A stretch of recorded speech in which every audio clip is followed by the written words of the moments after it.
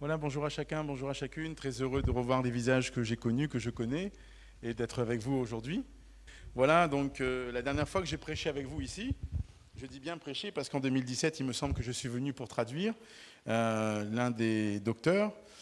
Ça fait 7 ans, en 2015, le 30 août 2015, que je suis venu ici à Sainte-Suzanne pour partager la parole avec vous. Et dans cette journée de Pâques, alors que nous nous rappelons de la résurrection de Jésus, ce n'est pas bien sûr ce jour-là, mais c'est aussi chaque jour de notre vie que nous voulons être convaincus de la résurrection de Jésus. Parce que sans cela, nous le verrons dans quelques instants, le chrétien que nous sommes alors sans force, sans puissance. Avec ma femme et mes enfants, on est très heureux d'être avec vous. Alors que le Seigneur soit béni et que le Seigneur soit glorifié. Je vous invite ce matin à faire une lecture. Tout à l'heure, le frère Prosper a lu dans l'évangile de Jean, mais j'ai choisi de lire, on va dire, le même récit dans l'évangile de Luc. Vous savez que Luc a été très méticuleux dans la sélection de ce qu'il va écrire. Il a entrepris des recherches. Luc est un médecin. Luc est quelqu'un qui a une formation particulière. Il a appris, entre guillemets, à souligner, à renforcer tout ce qu'il disait par des faits qui venaient corroborer ce qu'il croyait. Et quand on est médecin, il y a des études à faire et on ne vient pas dire ce qu'on veut comme on veut. Par contre, tout comme les autres évangélistes, il faut comprendre que Marc est, là encore, la source primaire, entre guillemets. Matthieu a écrit, lui, pour des Juifs. Son évangile est très centré et parle beaucoup aux Juifs.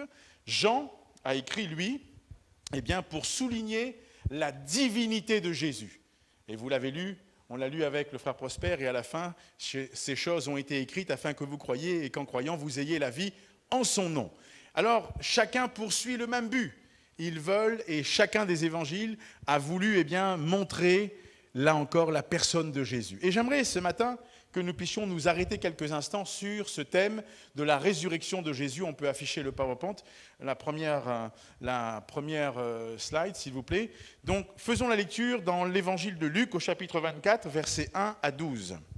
La Bible dit ceci. « Le premier jour de la semaine, elles se rendirent au sépulcre, de grand matin, portant les aromates qu'elles avaient préparés. Elles trouvèrent que la pierre avait été roulée de devant le sépulcre, et étant entrées, elles ne trouvèrent pas le corps du Seigneur Jésus.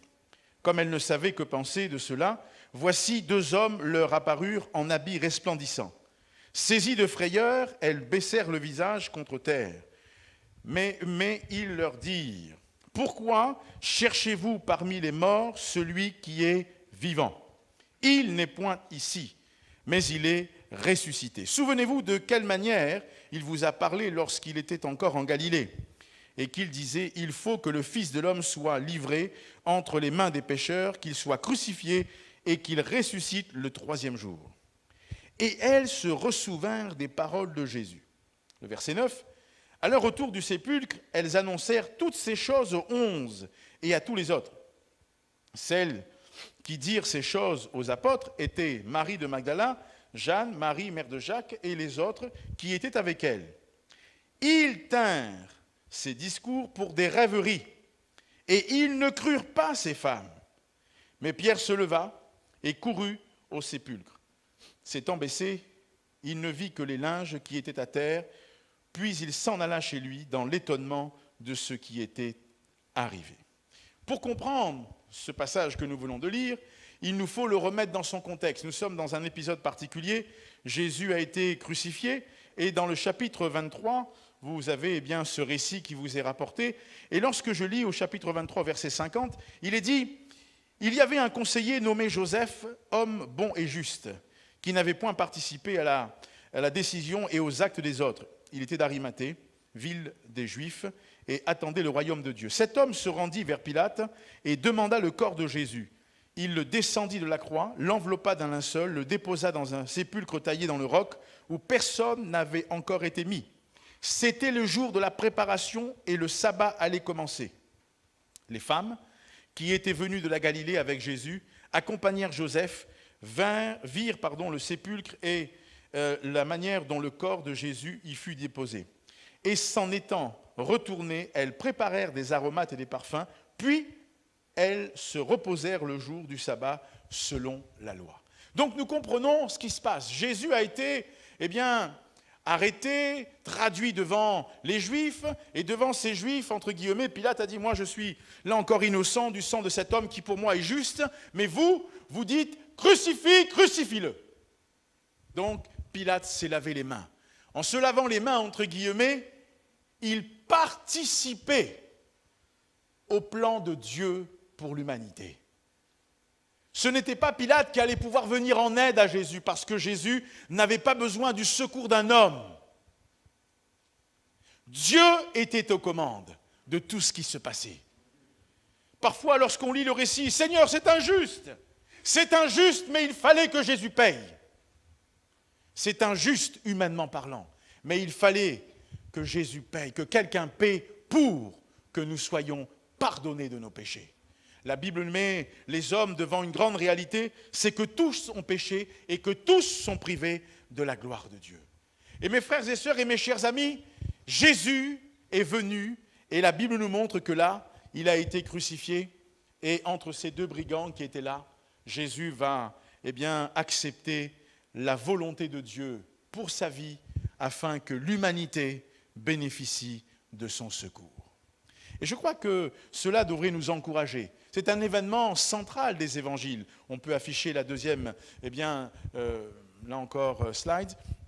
La Bible dit ceci, écoutez bien, dans 1 Corinthiens chapitre 15, versets 12 à 19. « Or, si l'on prêche que Jésus est ressuscité des morts, comment quelques-uns parmi vous disent-ils qu'il n'y a point de résurrection des morts? S'il n'y a point de résurrection des morts, Christ non plus n'est pas ressuscité. Et si Christ n'est pas ressuscité, notre prédication est donc vaine, et votre foi aussi est vaine.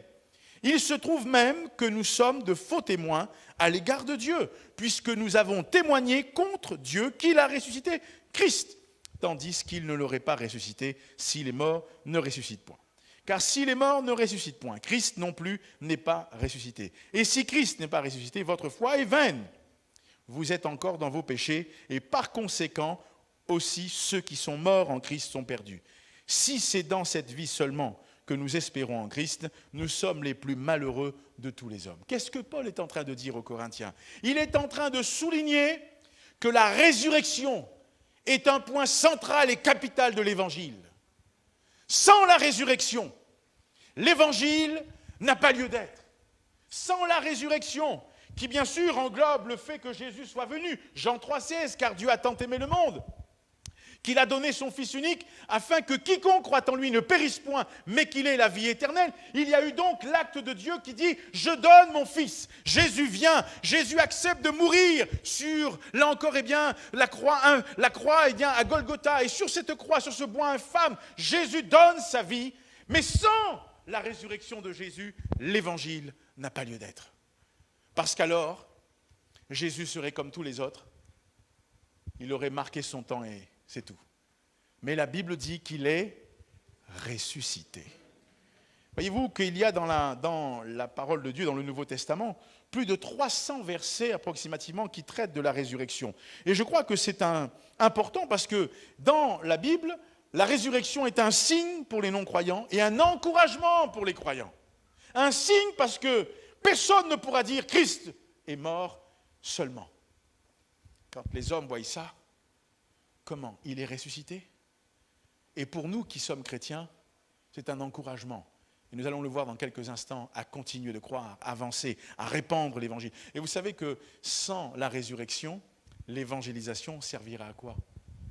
C'est le moteur de l'évangélisation, c'est l'impulsion, là encore, de l'évangélisation. Et nous bénissons Dieu parce que, là encore, au travers de la résurrection, il y a puissance et pouvoir qui ont été communiqués aux croyants, à vous, à moi et à tous ceux qui dans le monde croient que Jésus est vivant. Question, croyez-vous en la résurrection? Répondez en votre âme et conscience, et dans votre cœur, et dans votre esprit, pour que vous puissiez dire, alors bien sûr, mais quelle étrange question!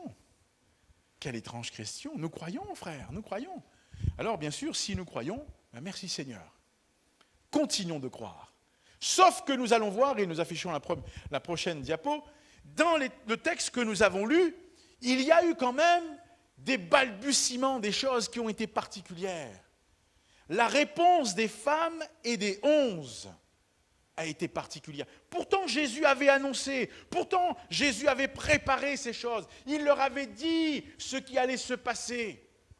Il leur avait dit qu'il fallait qu'ils meurent, afin qu'un plus grand nombre, afin que tous puissent parvenir à la connaissance de la vérité. C'est du reste le désir de Dieu.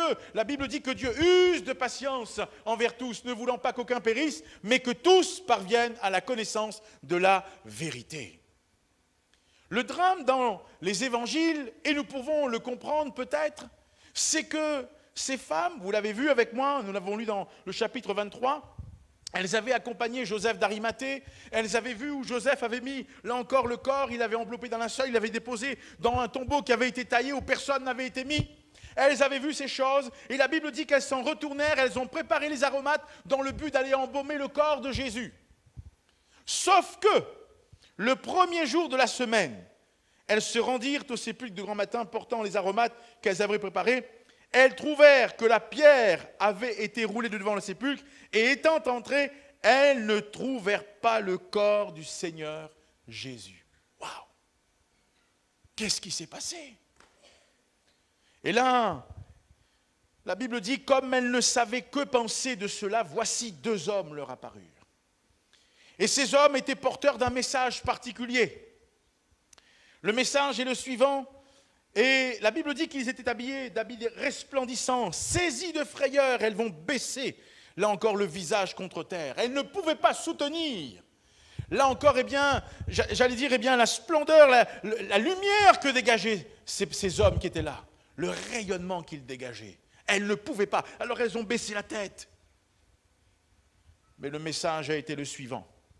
Pourquoi cherchez-vous parmi les morts celui qui est vivant? Grande question. Ces hommes ont dit, il n'est point ici, mais il est ressuscité. Amen. Souvenez-vous de quelle manière il vous a parlé lorsqu'il était encore en Galilée. Et qu'il disait, il faut que le Fils de l'homme soit livré entre les mains des pécheurs et qu'il soit crucifié et qu'il ressuscite le 3e jour. Et la Bible dit, et elles se ressouvinrent des paroles de Jésus. Ces femmes, quelque part, voyez-vous, sont intéressantes dans leur approche. Elles n'ont pas compris. Elles ne comprirent pas tout. Elles ne savaient que penser de cela. Et à un moment donné, voyez-vous, il peut y avoir un peu de doute, il peut y avoir des questions qui surgissent. La parole de Dieu est claire. La Bible nous montre que lorsque ces femmes ont été là, elles avaient vu. C'est pourquoi le texte précise bien qu'elles avaient accompagné Joseph d'Arimathée. Elles étaient avec lui. On aurait pu dire sinon que Joseph avait emporté le corps. Mais il y avait les témoins. Mais quand elles sont venues, la pierre avait été roulée et rien. Et là, le doute a commencé à s'installer. Tout d'un coup, elles se ressouvinrent, elles avaient oublié, elles ne pensaient plus à ce que Jésus avait dit. Et parfois, quand nous oublions la parole, lorsque nous ne laissons pas la parole œuvrer en nous quotidiennement, il se peut que nous oublions et que nous en arrivons à laisser des portes entrebâillées où le doute pourrait s'installer. C'est exactement ce qui s'est passé pour elle. Parce qu'avec, là encore, tous ces événements, il y avait bien sûr beaucoup d'émotions. Une très forte émotion animait ces femmes. Alors, la parole de Dieu nous dit que lorsqu'ils ont voulu, alors embaumer, c'est aussi le mot oindre le corps de Jésus, ils sont venus parce que c'était de coutume, avec toutes les épices, etc. Alors elles avaient un bon cœur, elles avaient un bon sentiment, parce que c'est ce qu'on faisait à l'époque, c'était la coutume. Et alors nous ne pouvons pas taxer ces femmes en disant, mais quand même, elles ont, c'est un peu limite quoi. Elles ont entendu, elles ont vu, elles étaient avec Joseph d'Arimathée. Et là, ces hommes leur disent, mais il n'est point ici, il est ressuscité. Souvenez-vous. Et là, la Bible dit, elles se ressouvinrent. Alors, ça montre qu'il y a eu un temps de doute, il y a eu un temps de questions, mais il y a eu un temps où elles ont refait surface, où elles ont dit non, c'est vrai, il nous a parlé de la sorte. Et ces femmes, que vont-elles faire? Elles vont aller trouver qui? elles vont aller trouver les 11. Les disciples. Les disciples. Quand elles arrivent devant ces disciples à leur retour du sépulcre, au verset 9, elles annoncèrent toutes ces choses aux 11 et à tous les autres. Celles qui dirent ces choses, et la Bible précise, Luc précise, Marie de Magdala, Jeanne, mère de Jacques, Jeanne, Marie, mère de Jacques, pardon, et les autres qui étaient avec elle. Voilà le compte-rendu, voilà la déduction, voilà ce que pensent les disciples. Ces femmes, elles rêvent. Ils tinrent ce discours pour des rêveries. Elles pensent, elles auraient souhaité, elles auraient désiré. Voilà, où on en est. Les disciples, eux, sont dans un grand moment de doute. Ils ont baissé les bras, ils n'ont plus d'espérance. Ce n'est pas vrai, Christ n'est pas ressuscité. Il est mort. On l'a vu. C'est la raison pour laquelle, la Bible dit ceci, ils tinrent ces discours pour de rêveries et ils ne crurent pas ces femmes. Alors c'est particulier, ils ne crurent pas ces femmes. Sauf que, dans tout cela, il faut que nous nous rappelions d'une chose, frères et sœurs, c'est que Christ est ressuscité.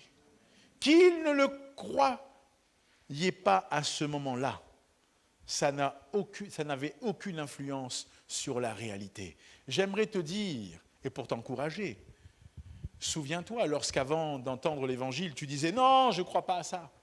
Ça n'a pas changé le fait que Jésus est ressuscité, qu'il est vivant, qu'il t'aimait, qu'il t'a tendu la main et il t'a trouvé, il t'a cherché, il t'a trouvé et aujourd'hui, tu confesses le nom de Jésus.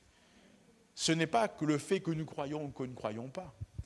Parce que, voyez-vous, Dieu est maître de ce qu'il veut. Alors, croyez-vous en la résurrection? Les femmes tout d'un coup, elles se sont souvenues. Les disciples, non! Vous mentez! Il n'est pas ressuscité! Et ça, c'était un moment particulier. La Bible dit qu'à ce moment-là, vous connaissez l'Évangile, parmi ses disciples, il y en avait qui étaient des fougueux. Il y en avait qui, entre guillemets, n'acceptaient pas des déductions comme ça. Mais Pierre se leva et courut au sépulcre, s'étant baissé, il vit que les linges qui étaient à terre, puis il alla chez lui dans l'étonnement de ce qui était arrivé. Lui aussi était étonné. Pourtant Pierre, non, Seigneur, tous vont t'abandonner. Moi Pierre, je ne vais pas t'abandonner, t'inquiète pas. Jésus lui dit, attention Pierre, attention, fais très attention, réfléchis bien. Avant que le coq n'ait chanté, tu m'auras déjà renié. Et quand Pierre va entendre, parce qu'on va lui dire, mais toi aussi tu étais avec Jésus, toi aussi, la Bible dit, et on va lui dire même ton langage te trahit. Non, la Bible dit qu'à un moment donné, il va arriver avec des imprécations. Et quand il va se lever pour partir, et là, il va entendre le coq chanter. Et il va se souvenir de ce que Jésus lui avait dit. Avant même que le coq n'ait chanté, tu m'auras renié 3 fois. Quelle tristesse. Pierre. Mes frères et sœurs, il n'en demeure pas moins vrai que Pierre est allé parce que dans son cœur, l'émotion l'étreignait tellement. Il regrettait peut-être d'avoir trahi le maître. Et quand on a dit que le tombeau est vide, peut-être que lui dans son cœur, il est peut-être ressuscité. Mais il y avait toujours du doute. Croyez-vous en la résurrection? Il y a des moments de nos vies que nous traversons avec parfois des épreuves particulières où nous pouvons douter quelque peu de notre foi. Mais le Seigneur est vivant. Et Dieu ne nous abandonne pas. Mais il nous tendra toujours la main qui est secourable. Alors, si la réponse des femmes et des 11 a traduit quelque peu des questions, des doutes, que nous dit l'Église primitive? Nous pouvons afficher l'autre slide. L'Église primitive, elle nous invite à comprendre une chose importante. Quand nous parlons de l'Église primitive, nous parlons de l'Église dans les premiers siècles qui ont suivi, dans les premières années qui ont suivi la mort et la résurrection de Jésus. L'établissement de l'Église, de l'œuvre que Jésus avait commencé de faire et qui devrait continuer avec ses disciples. Alors, nous lisons dans Romains chapitre 1, versets 1 à 4, ceci. Je ne sais pas si on le voit bien. Bon, c'est un peu petit, hein. J'espère que je vais le lire pour vous. Paul, serviteur de Jésus-Christ, appelé à être apôtre, mis à part pour annoncer l'évangile de Dieu, qui avait été promis auparavant de la part de Dieu par ses prophètes dans les Saintes Écritures, et qui concerne son Fils, né de la postérité de David, selon la chair, et déclaré Fils de Dieu avec puissance, selon l'Esprit de sainteté, par la résurrection d'entre les morts, Jésus-Christ, notre Seigneur. Alors, ici, l'apôtre Paul, quand il écrit aux Romains, eh bien, va souligner un lien de cause à effet. La résurrection de Jésus et la puissance du Saint-Esprit. Il semble que ces deux actions soient conjointement liées. Le Saint-Esprit, la puissance de l'Esprit de Dieu qui vient et qui, là, à la résurrection, va ramener le Christ à la vie. Écoutez bien ce mot pouvoir, dunamis. Ça ne veut pas peut-être dire grand-chose pour quelques-uns, mais ce n'est pas grave. Le plus important, c'est qu'on comprenne, là encore, la pensée. Dunamis, le mot pouvoir, signifie force, ou alors encore, et d'une manière très particulière, et ici liée dans le texte, pouvoir miraculeux. Généralement, ça souligne un miracle en lui-même. Il est question ici, là encore, de la puissance de Dieu qui est à l'œuvre. Il est question de la puissance de Dieu qui se meut et qui révèle la gloire de Dieu. Alors la résurrection est-elle directement liée à l'action du Saint-Esprit?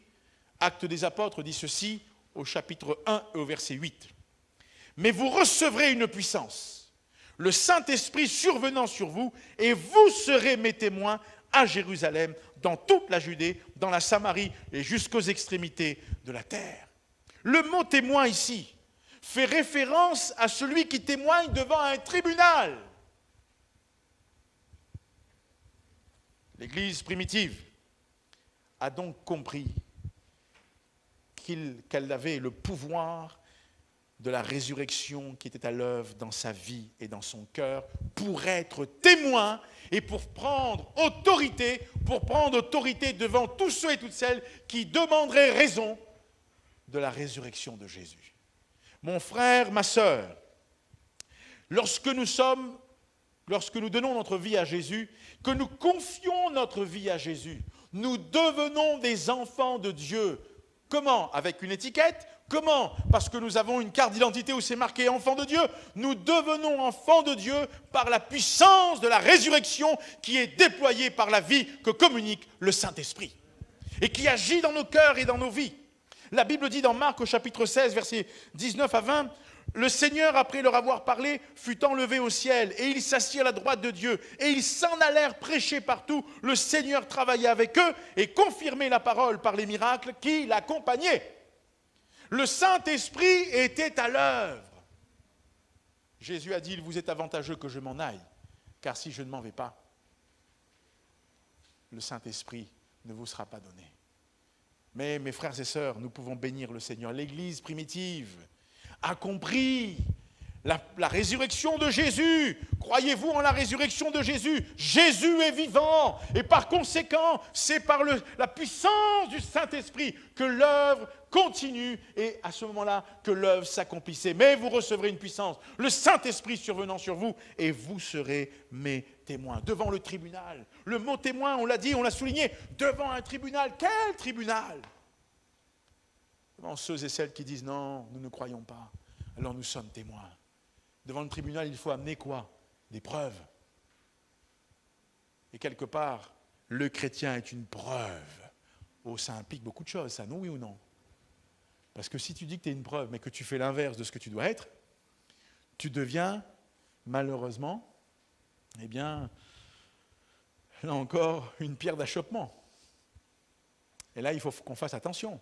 Ça implique donc qu'en tant que chrétiens, nous devons veiller à la manière dont nous nous comportons. Que le Seigneur nous fasse grâce et que Dieu nous aide, parce que le Seigneur nous rappelle, et l'apôtre Paul, entre guillemets, là encore, a distillé ce message. Vous savez que la majeure partie du Nouveau Testament, Paul en est, entre guillemets, quelque part l'acteur, parce qu'il y a les évangiles, et au milieu, il y a les actes des apôtres. Vous enlevez les actes des apôtres, il y a un fossé. On ne comprend pas la suite. Mais quand on lit les actes, on comprend la suite. Et quelque part, l'apôtre Paul va distiller ce message. Il va combattre les faux docteurs, les fausses doctrines, qui visaient à faire quoi? À enlever la divinité qui appartenait à Jésus et à le réduire à un simple homme. Alors à cause de cela, il y a eu, là encore, ce message que Paul va distiller. Il dira d'ailleurs dans 1 Corinthiens chapitre 2, verset 4, « Et ma parole et ma prédication ne reposaient pas sur les discours persuasifs de la sagesse, mais sur une démonstration d'esprit et de puissance. » Et pourtant, quand vous observez, que vous travaillez sur Paul, vous verrez que Paul connaissait la pensée des philosophes. Il connaissait la manière dont les philosophes de son temps, là encore, pensaient, réfléchissaient. Et il, là encore, construisait, entre guillemets, son message pour, là encore, les accrocher. On a étudié l'apôtre Paul et j'ai lu un livre sur l'apôtre Paul, la manière dont Paul connaissait la pensée de ceux à qui il s'adressait. Et mon frère, ma sœur, tu n'as pas besoin d'aller apprendre la manière dont les autres pensent, mais toi, il faut que toi et moi, nous soyons remplis du Saint-Esprit. Parce qu'avec l'Esprit de Dieu dans notre cœur, nous verrons la gloire de Dieu se manifester. Paul a distillé ce message. Jésus est vivant. Et à cause de cela, la puissance de la résurrection agit dans les cœurs et dans les vies. Alors l'Église primitive a dit, nous croyons. Nous croyons que, étant ressuscité, Christ déverse sa puissance et son autorité sur son peuple.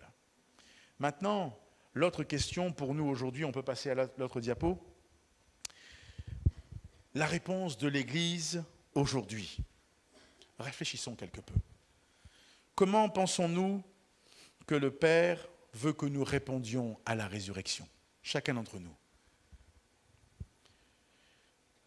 Tout à l'heure, je l'ai souligné, la Bible dit que Dieu veut que tous les hommes soient sauvés et qu'ils parviennent à la connaissance de la vérité. Alors nous pouvons dire, oui, je crois que Jésus est ressuscité. Parce que sa parole habite en nous, parce qu'elle demeure en nous et qu'il nous remplit de son esprit, de sa puissance. Et alors nous faisons bien lorsque nous faisons cela. La Bible dit ceci, étant ressuscité, l'autorité et le pouvoir, Jésus a dit, tout pouvoir m'a été donné dans le ciel et sur la terre. Mais il est important de comprendre une chose, là encore primordiale. L'autorité, lorsque nous regardons à la parole de Dieu, Christ veut que, là encore, ressusciter en nous quoi? Il veut ressusciter en nous le pouvoir et l'autorité qui avaient été donnés à la base à Adam, mais qui, à cause du péché, a perdu cette autorité.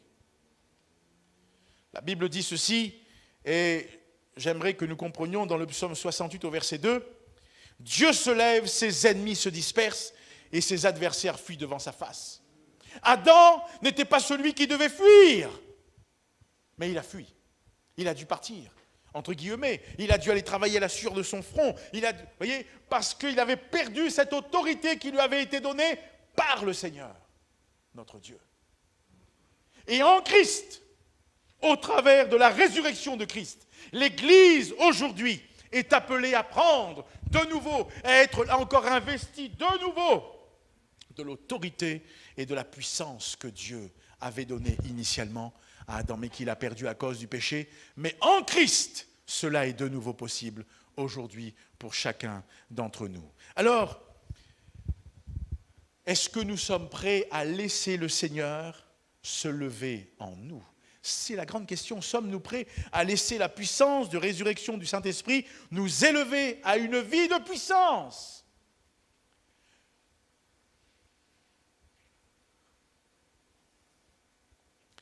Le psaume 22, verset 3 dit ceci, Pourtant, tu es le saint. Tu sièges au milieu des louanges d'Israël. Alléluia. Tout à l'heure, Samuel nous a entraînés dans des chants. Et là, tu es là, tu loues Dieu, tu dis Alléluia, gloire à Dieu. Imagine-toi sur la terre, c'est comme ça, mais imagine-toi dans le ciel un jour avec le Seigneur. Pour l'éternité, louer et adorer Dieu.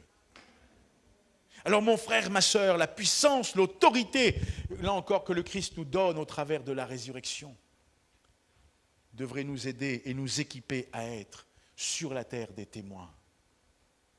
Alors que nous sommes parfois devant des hommes qui sont, là encore, qui ne veulent pas croire, nous sommes appelés à témoigner notre foi. N'aie pas peur, ne tremble pas, mais déclare ce que Jésus a fait pour toi et qui il est dans ta vie. Parce qu'il est le même et il ne change pas. La Bible dit, là encore dans Ésaïe 60, verset 1, « Lève-toi, sois éclairé, car ta lumière arrive et la gloire de l'Éternel se lève sur toi. » La gloire de l'Éternel s'est levée sur nous. Le problème, c'est que nous restons comme cela. Nous vivons une vie chrétienne chétive. Nous vivons une vie chrétienne qui est toute rabougrie. Nous vivons une vie chrétienne qui est vécue parfois dans la tristesse, qui est vécue parfois dans le fait de dire non, j'ai plus envie, j'ai pas envie. Et pourtant, Jésus est vivant. Et l'Esprit de Dieu veut nous encourager. Ce n'est pas toujours facile, frères et sœurs. La vie chrétienne n'est pas un long fleuve tranquille. Tu traverses des moments difficiles, mais en aucun cas ces moments doivent remettre en cause ta foi et ton amour pour Jésus. Parce que lui, il ne change pas. Lui, il demeure le même.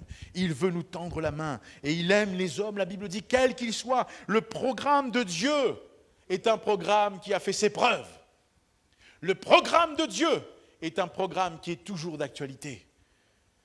La grande question est celle-ci, sommes-nous prêts à laisser la puissance de résurrection du Saint-Esprit nous élever à une vie de puissance? C'est un choix. C'est un choix que nous devons faire. Pendant trop longtemps, frères et sœurs, qu'est-ce qui s'est passé? L'Église a essayé de faire l'œuvre de Dieu dans la chair sans permettre à la résurrection de se manifester dans nos vies personnelles. Alors on a des programmes, oui, on a beaucoup de choses, mais il faut que la puissance de la vie agisse en nous. C'est bien les programmes, mais Dieu n'est pas dans les programmes. Vous êtes d'accord avec moi? Dieu est dans chacun de nos cœurs et dans chacune de nos vies. Et quand nous avons un bon programme, un programme qui est préparé, c'est toujours bien. D'accord?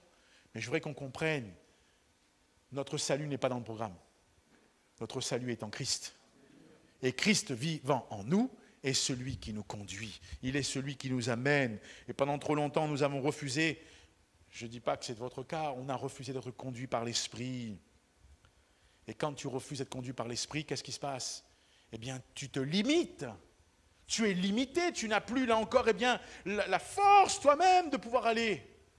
Puis au bout d'un moment, tu dis, mais c'est pas possible. On est un peu comme Marthe. Seigneur, dis-lui de venir m'aider. Mais oui, je suis toute seule, il n'y a personne qui m'aide. Mais Marie était où? Elle était assise aux pieds du Seigneur et elle écoutait. Il y a une grande différence.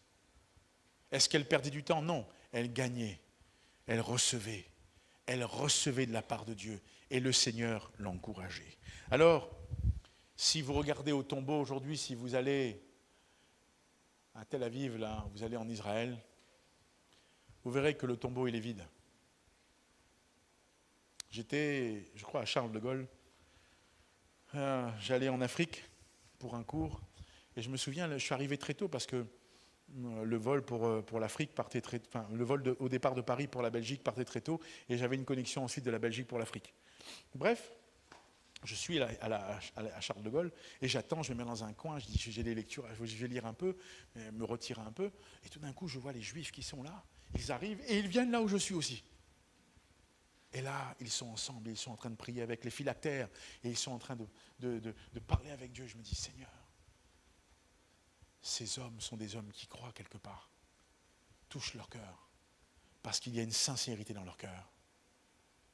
Quand vous êtes en métropole, vous voyez, le vendredi, tous ces Juifs qui quittent Paris, qui partent, qui vont là encore en Israël pour le sabbat et qui reviennent ensuite le dimanche soir.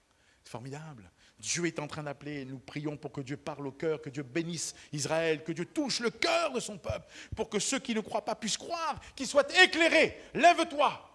Lève-toi. Parce que ta gloire paraît, le Seigneur va se révéler à toi. Mon frère, ma sœur, voulons-nous laisser le pouvoir de la résurrection agir et œuvrer en nous? C'est la question d'aujourd'hui pour nous.